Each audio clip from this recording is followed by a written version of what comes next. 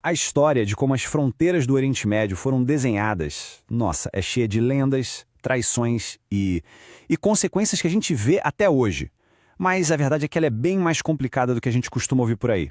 Então, vamos mergulhar nessa história.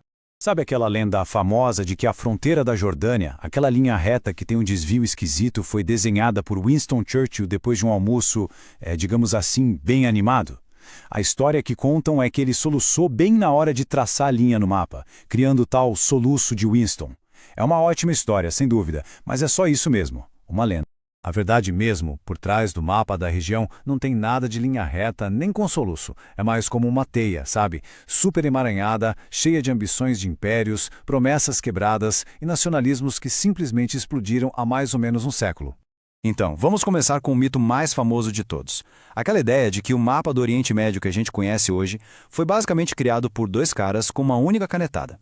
E esse é o famoso Acordo Sykes-Picot. Para muita gente, ele é tipo o pecado original, sabe?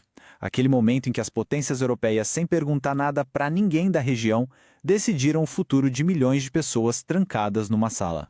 E olha, essa narrativa é tão forte, mas tão forte, que líderes de hoje, como o que a gente vê aqui, ainda usam o Sykes-Picot para explicar os problemas da região. É quase uma desculpa pronta para culpar a intervenção de fora. Mas é aqui que a história começa a ficar bem mais complicada.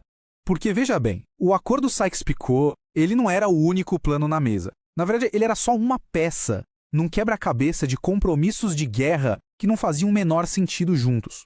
Dá uma olhada nessa linha do tempo. Num espaço de tempo curtíssimo, os britânicos fizeram 3 grandes acordos, um em cima do outro. A verdade é que eles estavam desesperados para ganhar guerra a qualquer custo, e para isso prometeram a mesma terra para grupos completamente diferentes ao mesmo tempo. E aqui a gente vê a confusão, preto no branco. Para os árabes, prometeram independência, mas entre si os europeus já estavam dividindo o controle de tudo. E para completar, para os sionistas, prometeram um lar nacional. Tudo isso no mesmo lugar. Era literalmente uma receita para o desastre. E não é nem questão de interpretação, não. O próprio criador de uma dessas políticas, o Arthur Balfour, admitiu a bagunça toda. Em 1919, ele chegou a escrever que os compromissos eram tão contraditórios que nem ele sabia como resolver. Imagina só. Então fica a pergunta. Se esses acordos secretos eram o plano, por que um mapa final ficou tão diferente? A resposta é bem simples, na verdade. Os planos que estavam no papel simplesmente não sobreviveram ao choque com a dura realidade do pós-guerra. O que aconteceu foi que a realidade atropelou os acordos secretos. O que realmente importou foram os fatos no terreno. O resultado das batalhas, as revoltas locais, novos movimentos políticos, tudo isso fez com que os mapas antigos ficassem ultrapassados antes mesmo de saírem da gaveta. O primeiro plano dos vencedores, os aliados, foi esse aí, o Tratado de Sèvres. Ele era duríssimo, bem punitivo e mostrava exatamente o que eles queriam na guerra. Basicamente, ele pegava o que sobrou do Império Otomano e partia em pedacinhos. Só que teve um problema. Os nacionalistas turcos, liderados por um general que era um herói de guerra, o Mustafa Kemal Atatürk, simplesmente se recusaram a aceitar. Eles não iam engolir esses termos, então eles pegaram em armas e foram lutar na Guerra de Independência da Turquia. E não é que eles venceram. O resultado foi um tratado completamente novo, o de Lausanne. E esse ponto é super importante. Foi Lausanne e não Sèvres ou Sykes-Picot que definiu as fronteiras da Turquia que conhecemos hoje. Isso prova que a resistência local, o poder militar, podia sim reescrever o mapa dos europeus. E claro, no meio disso tudo, as promessas que tinham sido feitas aos curdos e aos armênios, foram simplesmente jogadas no lixo. Certo. Mas e os outros países? Iraque, Síria? A história de que eles foram criações totalmente artificiais, como o mito diz, será que é verdade? Bom, vamos dar uma olhada nisso. A acusação principal do mito Sykes-Picot é essa aí, que os europeus pegaram uma régua, desenharam umas linhas retas e criaram países que não faziam sentido nenhum, juntando grupos que não tinham nada a ver à força. A realidade, como sempre, é um pouco mais complicada. As fronteiras não foram inventadas do zero.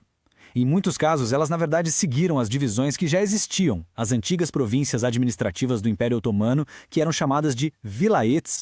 Olha só esse exemplo. O Iraque de hoje corresponde em grande parte ao que os próprios otomanos já chamavam de Iraque Árabe, que era formado pelos vilayetes de Mosul, Bagdá e Basra. A Síria também já tinha suas raízes nas províncias de Alepo e Damasco.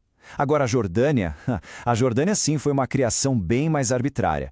Foi feita para servir aos interesses estratégicos dos britânicos. Então, a história é essa mistura, um pouco de continuidade, um pouco de invenção. E isso tudo nos traz para a questão final. Por que mais de 100 anos depois, esse processo todo ainda causa tanta polêmica? Porque ele ainda é usado como uma arma política. É porque, mesmo que o acordo não tenha sido seguido à risca, o nome Sykes-Picot se transformou num símbolo poderoso de tudo que deu errado.